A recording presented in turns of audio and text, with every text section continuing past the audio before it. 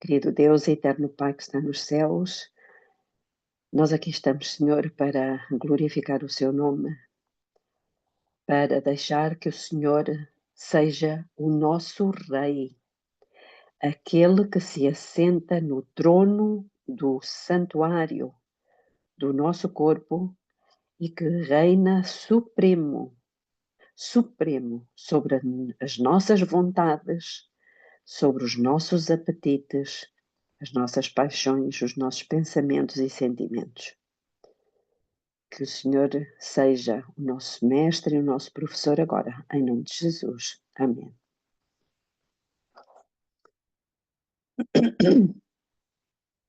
Vamos então, desculpem, vamos ler no primeiro livro de Samuel, no capítulo 13, versículos 8 a 23.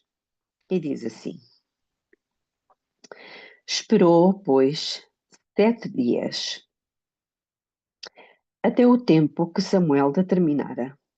Não vindo, porém, Samuel a Gilgal, o povo, deixando a Saúl, se dispersava.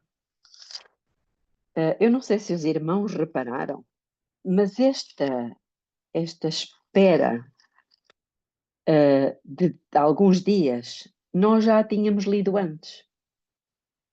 Por acaso deram conta disto? Ou não? É que quando Saúl foi ungido rei nesse dia, e o Espírito Santo veio sobre Saúl, lembram-se? Voltem ao capítulo 10 e vamos ler o versículo 7 e 8. 6 a 8. E o Espírito do Senhor se apoderará de ti, disse-lhe Samuel, e profetizarás com eles, e serás transformado em outro homem. Quando estes sinais te vierem, faze o que achar a tua mão para fazer, pois Deus é contigo. Tu, porém, descerás adiante de mim a Gilgal, e eis que eu descerei a ter contigo para oferecer holocaustos e sacrifícios de ofertas pacíficas. Esperarás 7 dias. Então é exatamente a mesma coisa. Esperarás 7 dias até que eu vá ter contigo e te declare o que has de fazer. E ele nessa altura esperou. Ele esperou 7 dias pelo profeta. Agora, aqui no capítulo 13, diz: Esperou, pois, 7 dias, até o tempo que Samuel determinara, não vindo, porém, Samuel a Gilgal, o povo, deixando a Saúl, se dispersava. Então disse Saúl: Trazei-me aqui um holocausto e ofertas pacíficas, e ofereceu o holocausto. Quem é que tinha autorização de Deus para oferecer sacrifícios? Eram os reis. Não, o profeta. Profeta ou sacerdotes, que era o que ele reunia, o Samuel reunia essas 3 funções.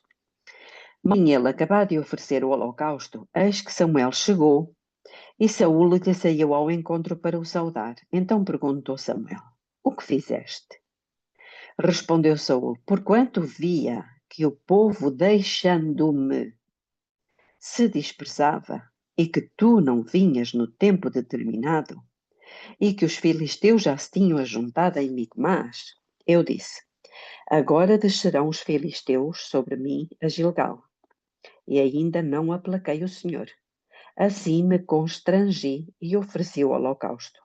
Então disse Samuel a Saúl: Procedeste nesciamente. Não guardaste o mandamento que o Senhor teu Deus te ordenou. O Senhor teria confirmado o teu reino sobre Israel para sempre. Agora, porém, não subsistirá o teu reino. Já tem o Senhor buscado para si um homem segundo o seu coração, e já o tem destinado para ser príncipe sobre todo o povo, porquanto não guardaste o que o Senhor te ordenou. Aqui terminou o tempo da graça para o rei Saul. Mas há uma coisa aqui que eu gostava de salientar também. É o facto de ele dizer assim, quando Samuel lhe perguntou o que fizeste, verso 11. Saul respondeu, porquanto via que o povo, deixando-me, se dispersava, e que tu não vinhas no tempo determinado, e que os filisteus já se tinham ajuntado em Micmas. Eu disse, agora descerão os filisteus sobre mim a Gilgal, e ainda não aplaquei o Senhor. Ele tinha uma compreensão errada. Parece que o Senhor estava irado e ele é que tinha que o aplacar, o acalmar com sacrifícios. Era isto? Lilian, Sim. aqui na minha Bíblia diz o seguinte: eu disse comigo, agora descerão os filisteus contra mim, a Gilgal, e ainda não obtive a benevolência do Senhor. Exatamente. Portanto, ele estava a ver tudo ao contrário. Os sacrifícios não era para aplacar a ira de Deus. Não era isso. Os sacrifícios era para reconhecer Deus como o Senhor de todas as coisas, para lhe agradecer pela sua bondade e misericórdia. Versículo 15. Então Samuel se levantou e subiu de Gilgal a Gibeá de Benjamim. Saul contou o povo que se achava com ele, cerca de 600 homens. E Saul, desculpem, até o versículo 23. E Saul, seu filho Jonatas e o povo que se achava com eles ficaram em Gibeá de Benjamim, mas os filisteus se tinham acampado em Micmas. Nisso os saqueadores saíram do arraial dos filisteus em 3 companhias. Uma das companhias tomou o caminho de Ofra para a terra de Sual. Outra tomou o caminho de Bet-Oron e a outra tomou o caminho do termo que dá para o vale de Zeboim, na direção do deserto. Ora, em toda a terra de Israel não se achava um só ferreiro, porque os filisteus tinham dito, não façam os hebreus para si nem espada nem lança, pelo que todos os israelitas tinham que descer aos filisteus para afiar cada um a sua relha, a sua enxada, o seu machado e o seu sacho. Tinham, porém, limas para os sachos, para as enxadas, para as forquilhas e para os machados e para consertar as aguilhadas. Assim, no dia da peleja, não se achou nem espada nem lança na mão de todo o povo que estava com Saul e com Jonatas. Acharam-se, porém, com Saul e com Jonatas, seu filho. E saiu a guarnição dos filisteus para o desfiladeiro de Micmas. Vamos então agora ler o Patriarcas e Profetas no capítulo 60, onde está descrito este episódio. A presunção de Saul. Depois da assembleia em Gilgal, Saul abandonou o exército que se havia levantado à sua chamada, para subverter os amonitas, reservando apenas 2.000 homens para ficarem localizados sob o comando de Micmas e 1.000 para auxiliar o seu filho Jonatas em Gibeá. Nisto, houve um grave erro. O seu exército estava cheio de esperança e coragem pela vitória recente. E caso ele houvesse imediatamente prosseguido contra outros inimigos de Israel, poderia ter sido desferido um golpe eficaz em prol da liberdade da nação. Entre mentes, os seus belicosos vizinhos, os filisteus, estavam em atividade. Depois da derrota em Ebenezer, tinham ainda conservado a posse de algumas fortalezas nas colinas na terra de Israel e agora estabeleceram-se no centro mesmo do país. Em recursos, armamentos e aprestos militares, os filisteus tinham grande vantagem sobre Israel. Durante o longo período do seu domínio opressivo, esforçaram-se eles por fortalecer o seu poder, proibindo aos israelitas praticar o ofício de ferreiro, com o receio de que fizessem armas de guerra. Depois da conclusão da paz, Os hebreus ainda haviam recorrido às guarnições filisteias para obter tais trabalhos, conforme eram necessários. Dirigidos pelo amor à comodidade e pelo espírito abjeto causado pela longa opressão, os homens de Israel tinham, em grande parte, negligenciado prover-se de armas de guerra. Então, isto aqui é algo interessante também, um detalhe que a Bíblia não nos conta.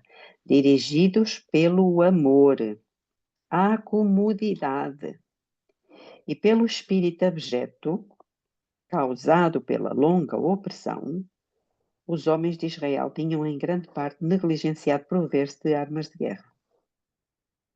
A comodidade. Arcos e fundas eram usados na guerra e estes podiam os israelitas obter, mas nenhum havia entre eles, com exceção de Saul e seu filho Jonatas, que possuísse lança ou espada, como lemos em 1 Samuel 13, versículo 22. Não foi senão o segundo ano do reinado de Saul que se fez uma tentativa para submeter os filisteus. Então, reparem que ele esperou ainda 2 anos. O primeiro golpe foi desferido por Jonatas, o filho do rei, que atacou e venceu a guarnição deles em Gibeá. Em Geba. Não sei como é que o vosso diz. Em Geba ou Gibeá? Gibeá. Gibeá. Os filisteus, exasperados por esta derrota, aprontaram-se para um ataque imediato a Israel. Saul fez agora proclamar a guerra pelo som da trombeta por toda a terra, chamando a todos os homens de guerra, incluindo as tribos do além do Jordão, para se reunirem em Gilgal. Esta convocação foi atendida. Os filisteus tinham reunido uma imensa força em Micmas, 30.000 carros e 6.000 cavaleiros, e povo em multidão como a areia que está à borda do mar. 1 Samuel 13, 5. Quando a notícia chegou a Saul e seu exército em Gilgal, o povo ficou assombrado ao ter ideia das forças poderosas que teriam que enfrentar em batalha. Não estavam preparados para defrontar-se com o inimigo, e muitos ficaram tão aterrorizados que não ousaram ir à prova de um encontro. Alguns atravessaram o Jordão enquanto outros se esconderam em cavernas e covas e entre as rochas que abundavam naquela região. Aproximando-se o tempo do encontro, o número das deserções aumentou rapidamente e aqueles que se não retiraram das fileiras estavam cheios de presságios e terror. Quando Saul foi ungido rei de Israel, recebera de Samuel instruções explícitas concernentes à conduta a ser adotada no tempo em questão. Tu, porém, descerás diante de mim a Gilgal, disse o profeta, e eis que eu descerei a ti para sacrificar holocaustos e para oferecer ofertas pacíficas. Ali, 7 dias esperarás até que eu venha a ti e te declare o que has de fazer. 1 Samuel 10, 8, como nós lemos há pouco. Dia após dia, Saul esperou, mas sem fazer decididos esforços para animar o povo e inspirar confiança em Deus. Antes que o tempo designado pelo profeta houvesse expirado completamente, ele se tornou impaciente com a demora e deixou-se desanimar pelas circunstâncias provantes que o cercavam. Em vez de procurar fielmente preparar o povo para o serviço que Samuel vinha realizar, alimentou incredulidade e maus pressentimentos. Então vejam aqui o tempo de espera, para que é que deve servir?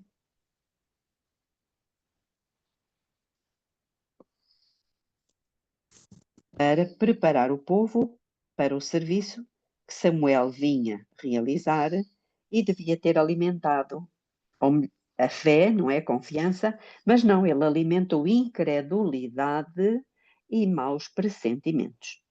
O trabalho de buscar a Deus pelo sacrifício era uma obra soleníssima e importante, e Deus exigia que o seu povo examinasse o coração e se arrependesse dos seus pecados, a fim de que se pudesse fazer oferta com aceitação perante ele e a bênção divina acompanhasse os seus esforços para vencer o inimigo. Irmãos, assim estamos nós hoje. Nós estamos a ponto de ter que enfrentar uma cruel batalha. O povo tem que ser advertido a se arrepender. Não é verdade? Examinar o coração, arrepender-se dos seus pecados e apresentar a Deus uma oferta, o nosso corpo como sacrifício vivo, santo e agradável a Deus. Não é esta a oferta que Deus quer? Pelo Com menos certeza. é o que a Sim. Bíblia nos diz, até que tragam ao Senhor oferta em justiça.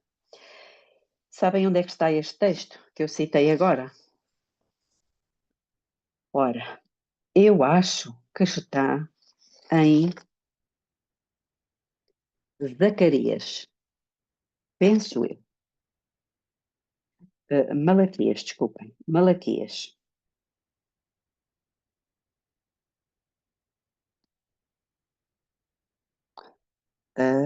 Também não é em Malaquias. Oséias? Como? Oséias? Não. Uh,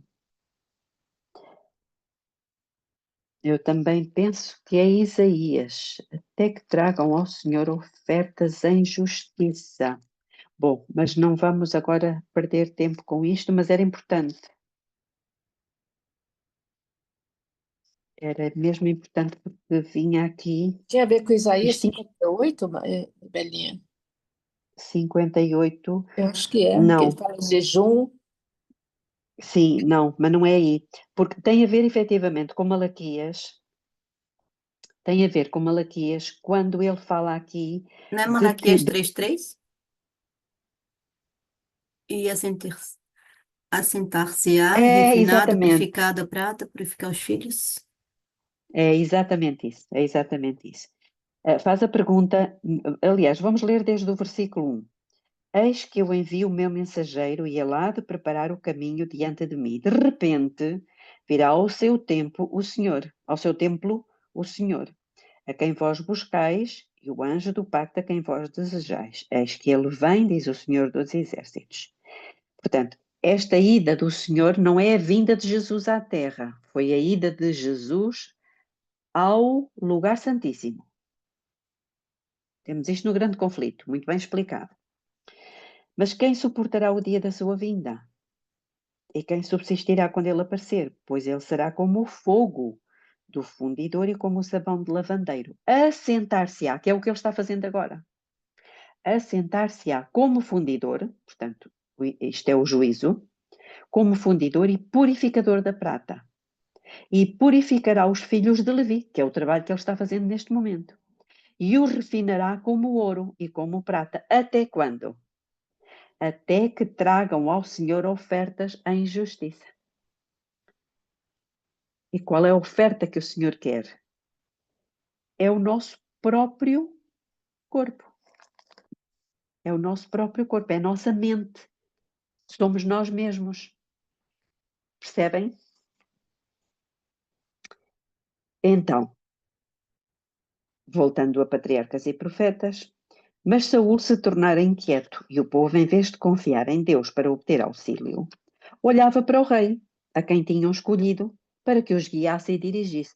Este era o perigo de escolher um rei. Já tínhamos visto isto lá atrás. Contudo, o Senhor é a mesma coisa que acontece hoje.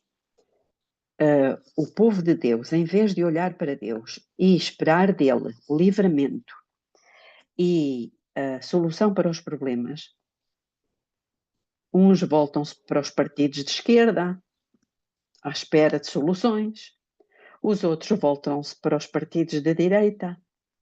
Não é verdade?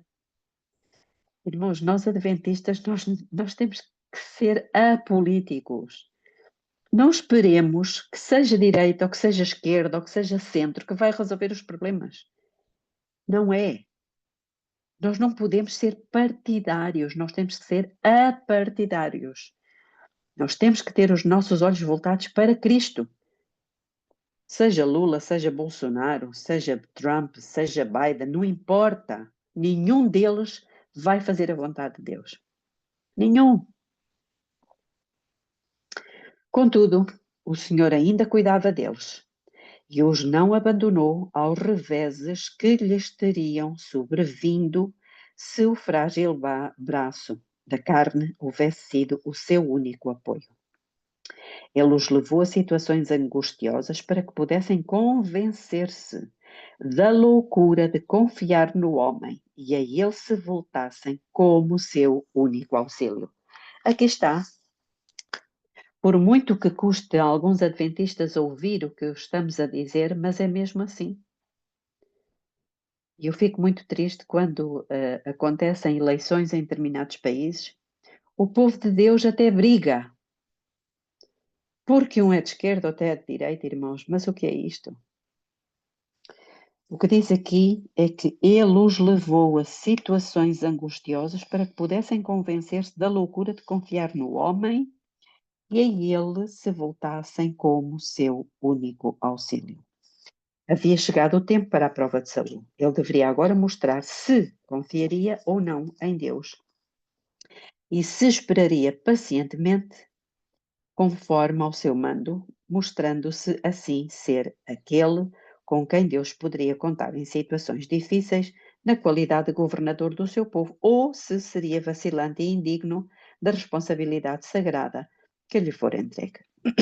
O rei, a quem Israel escolhera, ouviria ao rei de todos os reis, volveria ele a atenção dos seus soldados esmorecidos para aquele a quem estão a força e o livramento eternos? Com impaciência crescente, esperava a chegada de Samuel e atribuiu a confusão, angústia e deserção do seu exército à ausência do profeta. Veio o tempo aprazado, mas o homem de Deus não apareceu imediatamente. A providência de Deus havia detido o seu servo. O espírito inquieto e impulsivo de Saul, porém, não se restringiria por mais tempo.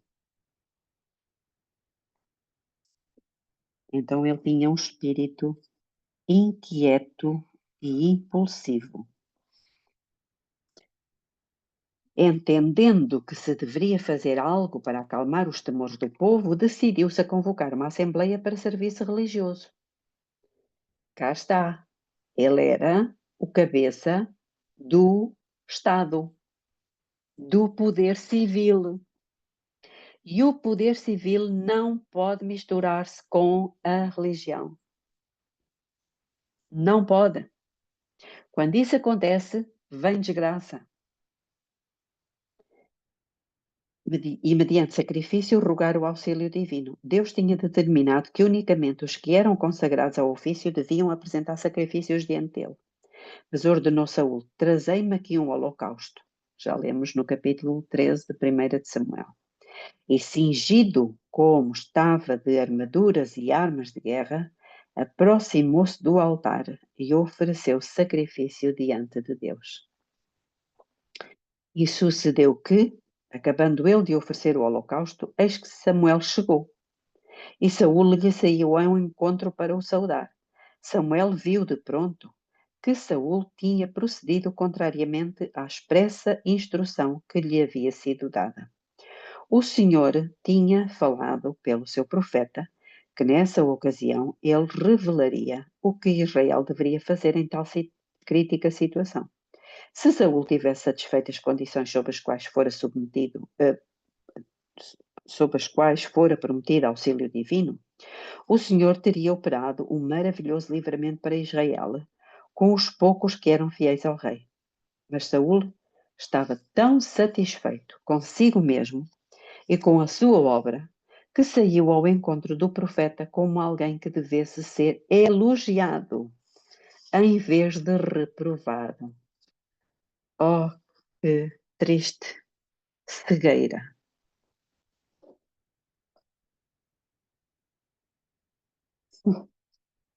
Satisfeitos consigo mesmos. Lembram-se daquelas pessoas que no fim vão dizer a Deus: ó Senhor, não fizemos nós em teu nome tantos milagres? Não fizemos muitas maravilhas? Até esperam ser elogiados. O semblante de Samuel estava cheio de ansiedade e angústia. Mas à sua pergunta, Que fizeste? Saul apresentou desculpas do seu ato presunçoso. Disse ele, porquanto via que o povo se espalhava de mim, e tu não vinhas nos dias aprazados, e os filisteus já se tinham ajuntado em Micmas, eu disse, agora descerão os filisteus sobre mim a Gilgal, e ainda, à face do Senhor, não orei. E violentei-me e ofereci holocausto. Então disse Samuel a Saul, obraste nesciamente, e não guardaste o mandamento que o Senhor teu Deus te ordenou, porque agora o Senhor teria confirmado o teu reino sobre Israel para sempre. Porém, não subsistirá o teu reino. Já tem buscado o Senhor para si um homem, segundo o seu coração, e já lhe tem ordenado o Senhor que seja chefe sobre o seu povo. Então se levantou Samuel e subiu de Gilgal a Gibeá de Benjamim. Ou Israel deixaria de ser o povo de Deus, ou deveria ser mantido o princípio sobre o qual fora fundada a monarquia, e a nação seria governada por um poder divino. Se Israel quisesse ser inteiramente do Senhor, se a vontade do que é humano e terrestre se mantivesse em sujeição à vontade de Deus, ele continuaria a ser o governador de Israel. Então há aqui vários ses. Se Israel quiser ser inteiramente o Senhor, e se a vontade daquilo do humano e terrestre se mantivesse em sujeição à vontade de Deus. Eu acho que isto também é para nós, não acham? Com certeza. Enquanto o rei e o povo se conduzissem subordinados a Deus, poderia ele ser a sua defesa. Mas monarquia alguma poderia prosperar em Israel que não reconhecessem todas as coisas a autoridade suprema de Deus. Se Saul tivesse mostrado consideração para com os mandos de Deus nesse tempo de provação, Deus poderia ter cumprido a sua vontade por meio dele. Seu fracasso provou agora que ele não era apto para ser o representante de Deus ao seu povo. Irmãos, a mesmíssima coisa está a acontecer agora. O Trump, ele assume que é um enviado de Deus para salvar a América, para fazer da América grande novamente, para fazer da América uma nação cristã. Ele assume, aliás, ele assume porque também lhe o dizem, não é? Como é que ele se chama? Aquele sacerdote, aquele tem um nome, tipo de Constantinopla, sabem? Aqueles que usam um chapéu alto, preto, assim, que têm barbas compridas.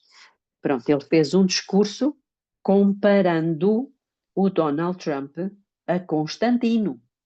E ele já tinha sido comparado a Ciro, que libertou Israel. Portanto, vejam como o seu ego está sendo engrandecido fortemente.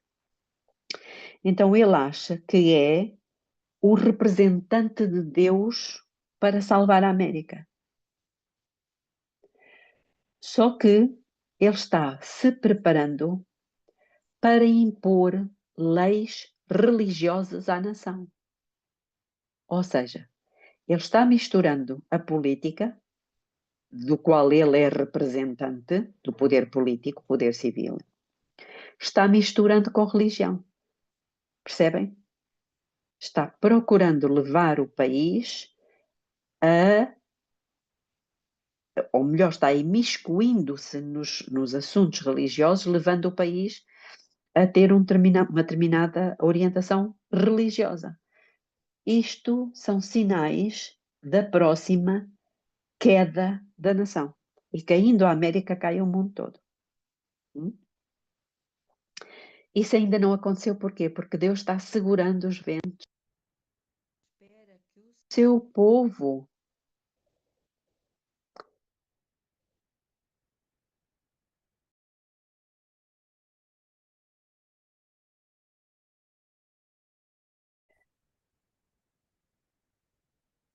ele transviaria Israel.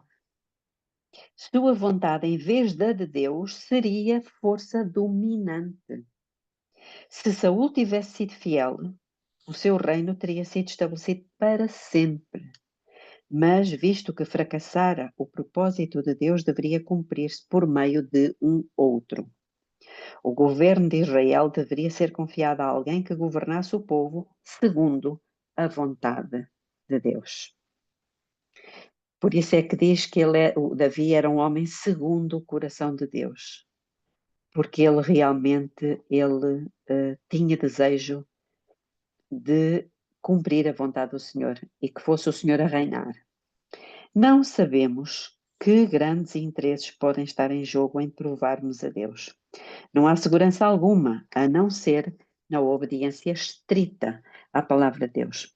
Todas as suas promessas são feitas sob condição de fé e obediência. Então, isto também é um dado importante. Todas as suas promessas são feitas sob condição de fé e obediência, e uma falta de conformação com os seus mandos elimina de nós o pleno gozo dos abundantes recursos providos nas Escrituras. Não devemos seguir os nossos impulsos, tampouco confiar nos juízos dos homens. Devemos olhar para a vontade revelada de Deus e andar em conformidade com o seu definido mandamento, sejam quais forem as circunstâncias que nos rodeiam. Por isso, irmãos, nós temos, para sabermos a vontade de Deus, nós temos que ir à Bíblia e ao Espírito por si. Não é o que nos parece, não é o que nós achamos, mas é o que está escrito. Deus cuidará dos resultados. Pela fidelidade à sua palavra, podemos, em tempo de provações, demonstrar perante os homens e os anjos que o Senhor pode depositar confiança em nós nas situações difíceis, a fim de executar a sua vontade, honrar o seu nome e abençoar o seu povo. É curioso, a expressão homem segundo a sua vontade significa alguém que está disposto a só fazer a sua vontade. Não é? E a sua vontade está nas Escrituras. Alguém quer fazer algum comentário? Não. Saul estava no desagrado de Deus e, no entanto, indisposto a humilhar o coração em arrependimento. O que lhe faltava em piedade verdadeira, experimentava realizar pelo seu zelo nas formas de religião. Só me faz lembrar aquela expressão, não fizemos nós em teu nome isto e aquilo, não é? Forma de religião, zelo nas formas de religião. Cumprimos tudo. Nós éramos vegetarianos, nós usávamos saia comprida, nós não cantávamos música com bateria, nós fazíamos assim, forma de religião. Nós E com podemos, isto não desculpa, quero... Bela, Diz. nós podemos fazer isso tudo, mas que seja a transformação de dentro para fora. Não como obra, mas sim porque a transformação foi feita, então nós vamos executá-la. Não ao contrário, porque esses são os que fizeram ao contrário, fizeram as obras para poder merecer alguma coisa. Exatamente. E esses que fazem as obras para ter alguma coisa são os primeiros a criticar aqueles que não fazem. São os primeiros a olhar para os outros porque eles não fazem. Então, a linha de demarcação entre o farisaísmo e o humilde é muito ténue. Lá está, são as obras da carne, ou melhor, as obras da lei, desculpem, são as obras da lei e as obras da fé. São as mesmas. A motivação é que é diferente. Saul não ignorava a derrota de Israel quando a arca de Deus foi levada ao acampamento por Ofni e Finéias. Entretanto, sabendo de tudo isso, resolveu mandar buscar o sagrado receptáculo e seu sacerdote assistente. Se ele pudesse, por este meio, inspirar confiança ao povo, esperava reunir de novo o seu exército esparso e dar batalha aos filisteus. dispensaria então a presença e o apoio de Samuel, e assim se livraria da crítica e das importunas reprovações do profeta. Uau! Estão a perceber o que é que está aqui?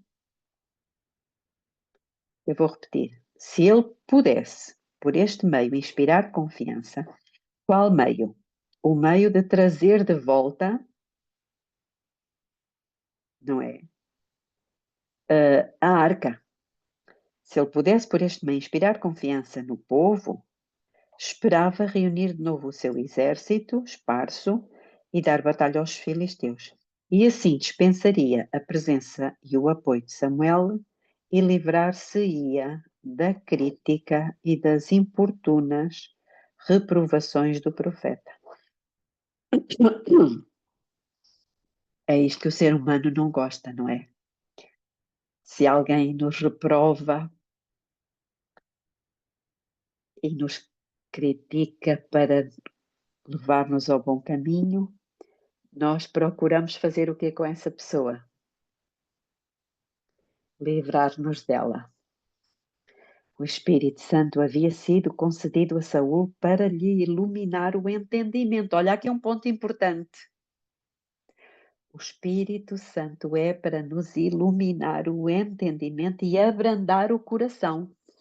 Irmãos, isto é muito importante aqui.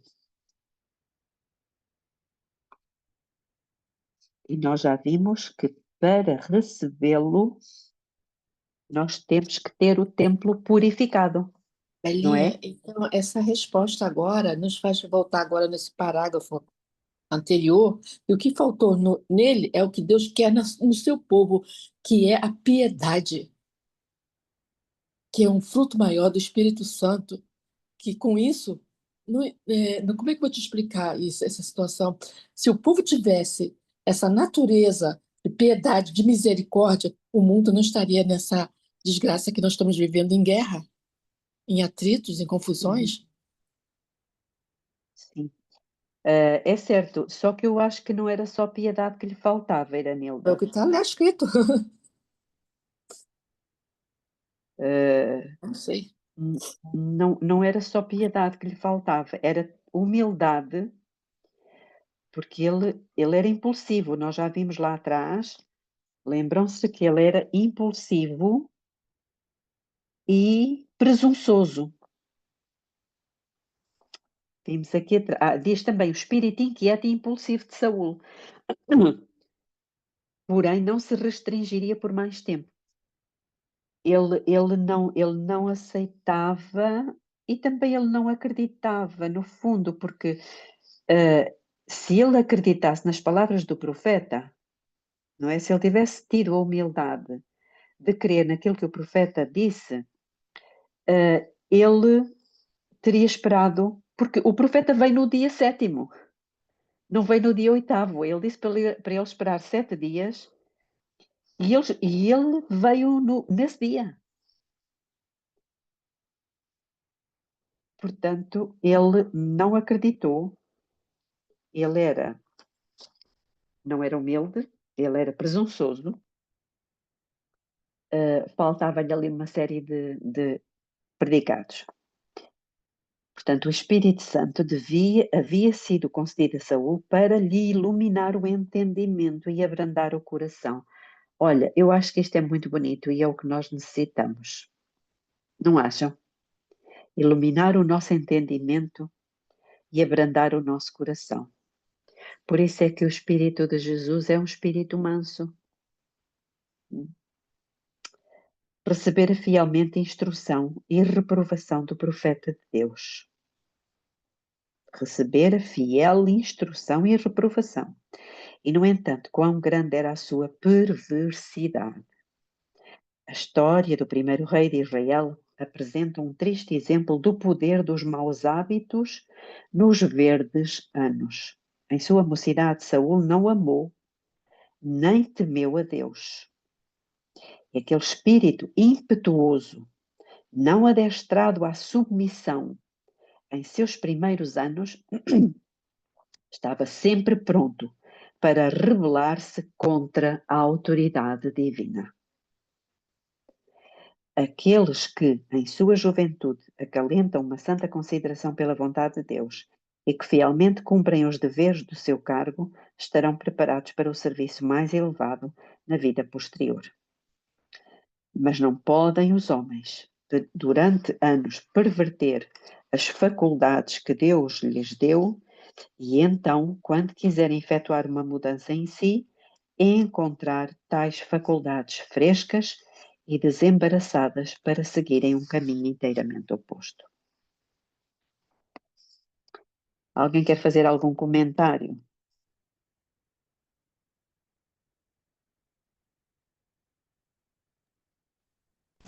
Eu acredito, Belinha, que esse cenário de edificação que nós passamos aí,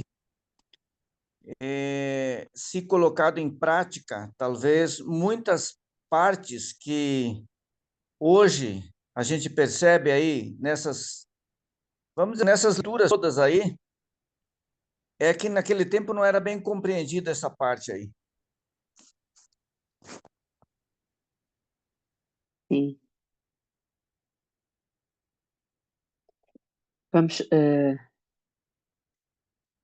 Vamos tentar chegar ao fim do capítulo? Vamos lá, então. Os esforços de Saul para despertar o povo mostraram-se inúteis. Encontrando sua força reduzida a 600 homens, ele partiu de Gilgal e retirou-se para a fortaleza de a minha diz Geba, mas a vossa diz que é Gibeá. Gibeá, tomada recentemente dos filisteus.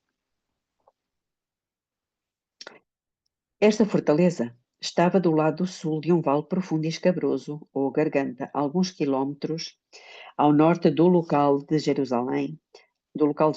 Ao lado norte do mesmo vale, em Micmas, estava acampada a força filisteia, ao mesmo tempo em que tropas destacadas saíam em diferentes direções a fim de devastar o país. Deus permitira que as coisas fossem assim levadas a uma situação crítica, a fim de poder repreender a perversidade de Saul.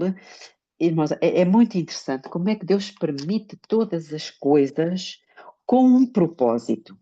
As coisas não são à toa, não são por acaso, mesmo na nossa vida. Todas as coisas, elas têm um propósito. E eu acho que muitas vezes nós passamos pela vida sem entender o propósito divino.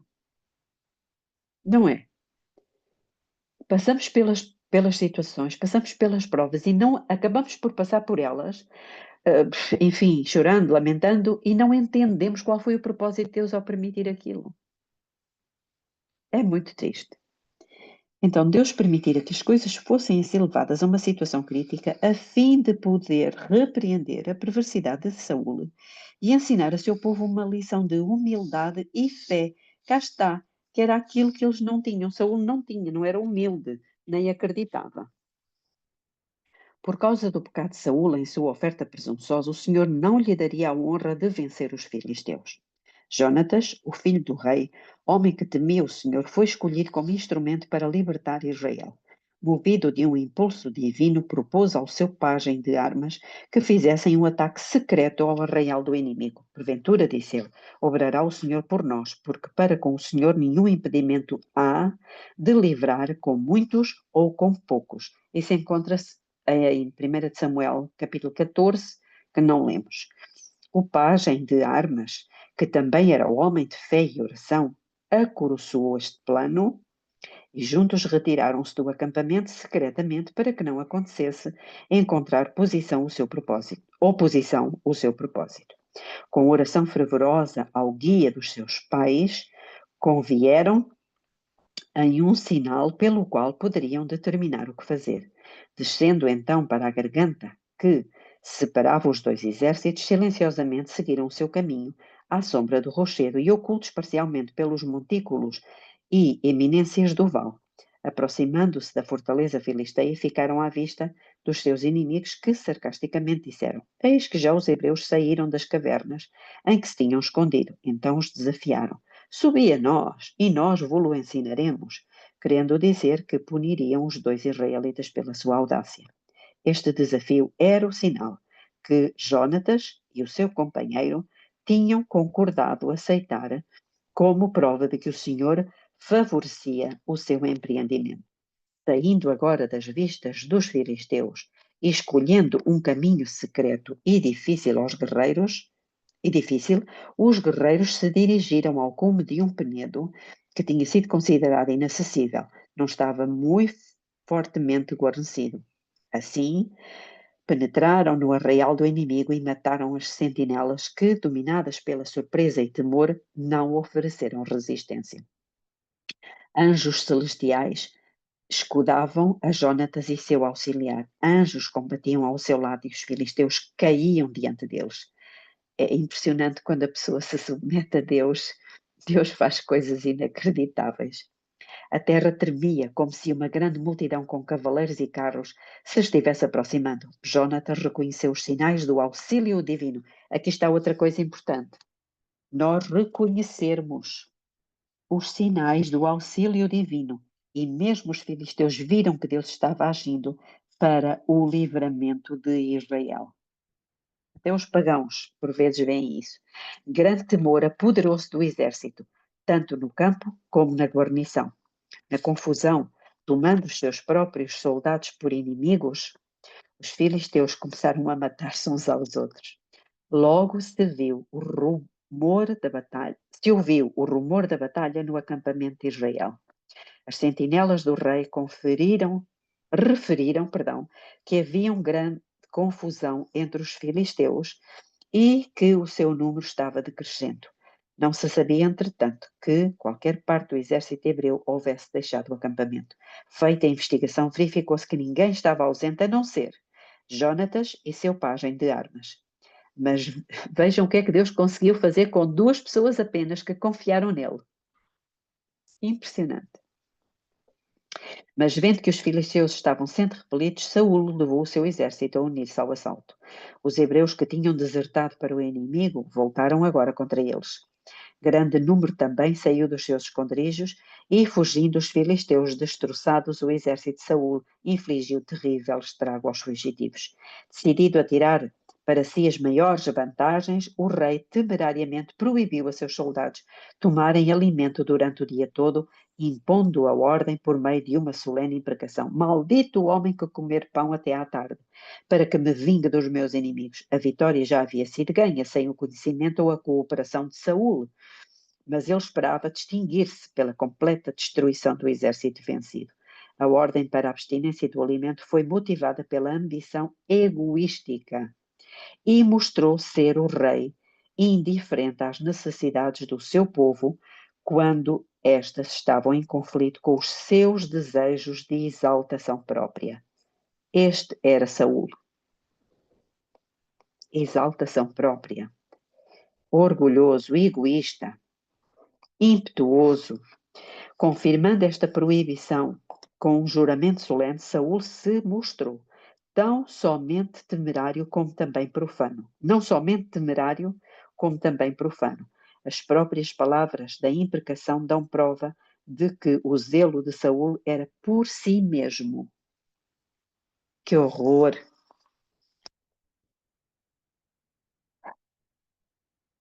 O zelo de Saúl era por si mesmo e não pela honra de Deus. Estava provado, provadíssimo. Ele declarou o seu objetivo não ser que o Senhor fosse vingado dos seus inimigos, mas que me vingue dos meus inimigos. Por isso, o sacrifício, quando ele fez o sacrifício, ele dizer que queria aplacar a Deus. A proibição teve como resultado levar o povo a transgredir o mandamento de Deus. Eles tinham estado empenhados em guerra o dia todo e desfaleciam pela falta de alimento. E apenas se passaram as horas da restrição, caíram sobre o despojo e devoraram a carne com sangue, violando desta maneira a lei que proibia comer sangue. Durante o dia de batalha, Jónatas, que não tinha ouvido acerca da ordem do rei, ignorantemente transgrediu comendo um pouco de mel, quando passava através de um bosque. Saúl teve conhecimento disto à tarde. Havia declarado que a violação deste edito seria punida com a morte. E embora Jónatas não tivesse sido culpado de pecado voluntário, embora Deus lhe tivesse miraculosamente preservado a vida e houvesse operado por meio dele, o rei declarou que a sentença devia ser executada. Poupar a vida de seu filho teria sido um reconhecimento da parte de Saul de que ele pecara, fazendo um voto tão precipitado. Isto seria humilhante ao seu orgulho. Assim me faça Deus, e outro tanto foi a sua terrível sentença, que com certeza morrerá Jónatas. Saul não podia pretender a honra da vitória, mas esperava ser honrado pelo seu zelo ao manter a santidade do seu voto. É muito triste. O ser humano sem Deus só faz asneira. Mesmo com o sacrifício do seu filho, queria impressionar os seus súditos, com o fato de que a autoridade real tinha de ser mantida. Em Gilgal, pouco tempo antes, Saul tomara a ousadia de oficiar como sacerdote, contrariamente ao mandado de Deus. Tendo reprovado por Samuel, obstinadamente justificou-se. Agora, quando o seu próprio mando foi desobedecido, embora este mando não fosse razoável e tivesse sido violado por ignorância, o rei e pai sentenciou o filho à morte. O povo recusou, estão a ver aquilo que ele tinha se recusado a fazer com Samuel, agora queria que os outros fizessem com ele. O povo recusou-se a permitir que a sentença de morte fosse executada. Afrontando a ira do rei, declararam: morrerá Jónatas, que obrou tão grande salvação a Israel? Nunca tal suceda. Vive o Senhor, que não lhe há de cair no chão um só cabelo da sua cabeça, pois com Deus fez isso hoje. O orgulhoso monarca não ousou desrespeitar este unânime veredito e a vida de Jónatas foi preservada. Saul não pôde deixar de sentir que o seu filho era preferido a ele, tanto pelo povo como pelo Senhor. O livramento de Jónatas foi uma severa exprobração à precipitação do rei. Teve um pressentimento de que as suas maldições recaíram sobre a sua cabeça. Não mais continuou a guerra com os filisteus, mas voltou para casa mal-humorado e descontente. Aqueles que mais prontos estão para desculpar-se ou justificar-se no pecado são muitas vezes os mais severos ao julgar e condenar os outros. Muitos, com Saul, trazem sobre si o desagrado de Deus, mas rejeitam o conselho e desprezam a reprovação. Mesmo quando convictos de que o Senhor não está com eles, recusam-se a ver em si a causa da perturbação. É verdade.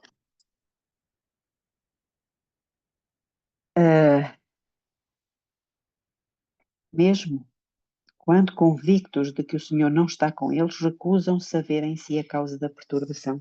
Alimentam um espírito orgulhoso, jactancioso, ao mesmo tempo em que condescendem em fazer um juízo cruel ou severa censura em relação a outros que são melhores do que eles.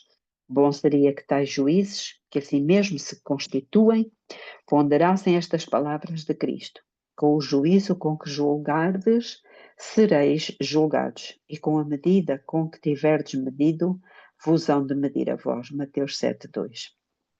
Frequentemente, aqueles que estão procurando exaltar-se são levados a posições em que se revela o seu verdadeiro caráter. Assim foi no caso de Saul. A sua conduta convenceu o povo de que a honra e a autoridade real eram para ele mais caras do que a justiça, misericórdia e benevolência. Então, o que é que era mais precioso para Saul?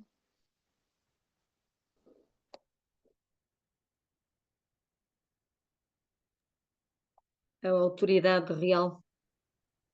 É a autoridade do homem, Uhum. mais Do que a do Deus. que a justiça, misericórdia e benevolência, como disse a Iranilda.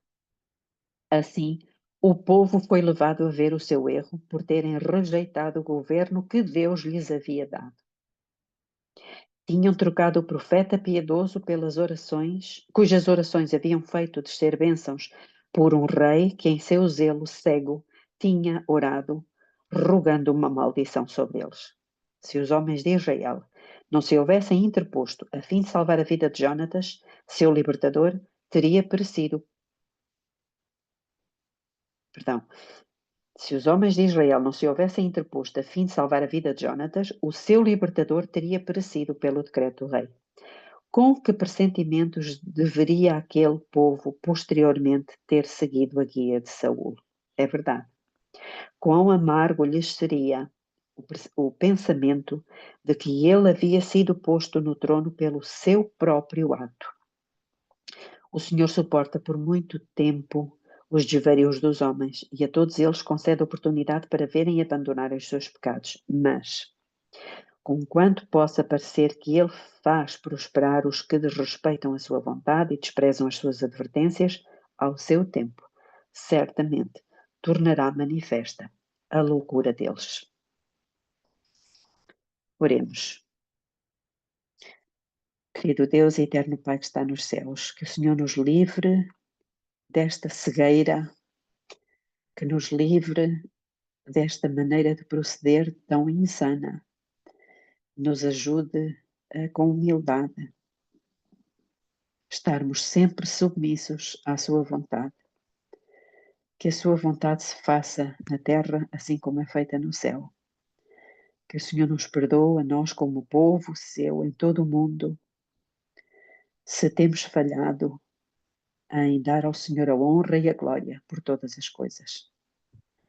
Que o Senhor nos perdoe muitas vezes pelo orgulho e egoísmo, pela impetuosidade, pelo desejo de exaltação própria, de chamarmos a atenção para aquilo que fazemos. Que o Senhor nos perdoe e nos ajude, nos dê o colírio para que vejamos o nosso estado e nos humilhemos enquanto é tempo. É o que lhe pedimos em nome de Jesus. Amém.